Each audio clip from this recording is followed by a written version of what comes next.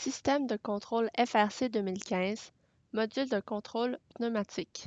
Dans cette capsule portant sur le module de contrôle pneumatique, son acronyme anglais étant PCM, nous détaillerons ses caractéristiques techniques, la façon de le connecter à d'autres composantes et les règles FRC le concernant.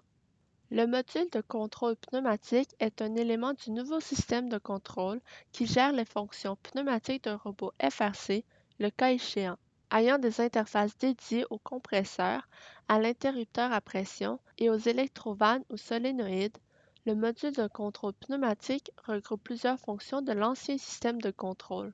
Le module est contrôlé par signaux venant du bus CAN et peut fonctionner sous une tension de 11 à 16 volts. Les 8 sorties pour solénoïde peuvent être réglées à 12 ou 24 volts avec un cavalier. Voici le détail des connecteurs du module de contrôle pneumatique. On repère près du centre du module le cavalier permettant de sélectionner le voltage de sortie pour les solénoïdes. Le module de contrôle pneumatique doit être connecté au panneau de distribution électrique avec du fil de calibre 18 au moins. On trouve des bornes de sortie dédiées au PCM au bas du panneau de distribution. Par contre, le module peut également être alimenté depuis les bornées de côté en utilisant un fusible de 20 A. Utilisez du fil de calibre 18 pour le compresseur et de calibre 28 pour les solénoïdes. Si désiré, plus d'un module de contrôle peuvent être utilisés. Sans compresseur, jusqu'à 3 modules peuvent être connectés au circuit de 20 A. Si un PCM contrôle un compresseur, il doit être seul sur le circuit de 20 A. Connecter le module au panneau de distribution électrique. Le module de contrôle pneumatique doit être alimenté à partir du panneau de distribution électrique. Les connecteurs dédiés se trouvent à une des extrémités du panneau. Une sortie latérale munie d'un disjoncteur de 20 A peut aussi être utilisée. Enfoncez le bouton poussoir avec un petit tournevis plat pour pouvoir insérer chaque fil selon sa polarité.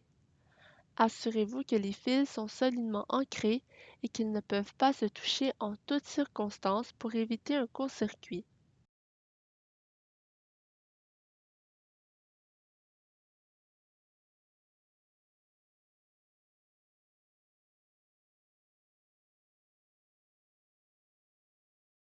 Reliez le module au bus CAN. Le module reçoit ses commandes depuis le robot Rio par le bus CAN. Enfoncez le bouton poussoir avec un petit tournevis plat pour pouvoir insérer le fil jaune dans le connecteur jaune et le fil vert dans le connecteur vert. Il y a deux paires de fils CAN sur le module. Une paire sert d'entrée et l'autre de sortie vers une autre composante CAN. Branchez l'interrupteur à pression au module. Enfoncez le bouton poussoir avec un petit tournevis plat pour pouvoir insérer chaque fil. Comme il s'agit d'un interrupteur, la polarité de la connexion est sans importance. Assurez-vous que les fils sont solidement ancrés et qu'ils ne peuvent pas se toucher en toutes circonstances pour éviter un court-circuit. Branchez le compresseur au module. Le compresseur doit être branché aux sorties dédiées sur le module. Assurez-vous que les brins des fils dénudés du compresseur sont tous bien serrés les uns contre les autres. Enfoncez le bouton poussoir avec un petit tournevis plat pour pouvoir insérer chaque fil selon sa polarité. Assurez-vous que les fils sont solidement ancrés et qu'ils ne peuvent pas se toucher en toutes circonstances pour éviter un court-circuit. Branchez des solénoïdes au module.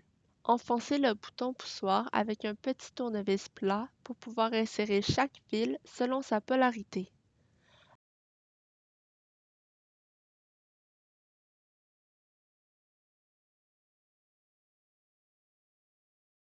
Assurez-vous que le voltage d'opération des solénoïdes correspond au voltage fourni par le module.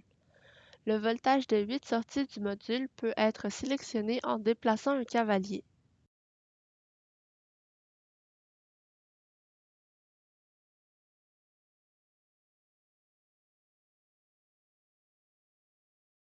Le module PCM génère du bruit électrostatique qui pourrait interférer avec la communication radio du robot.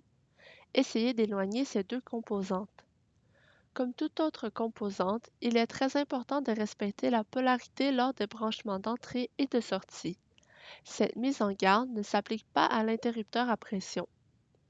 Le cavalier du module PCM permet de changer la tension de toutes les sorties pour solénoïde.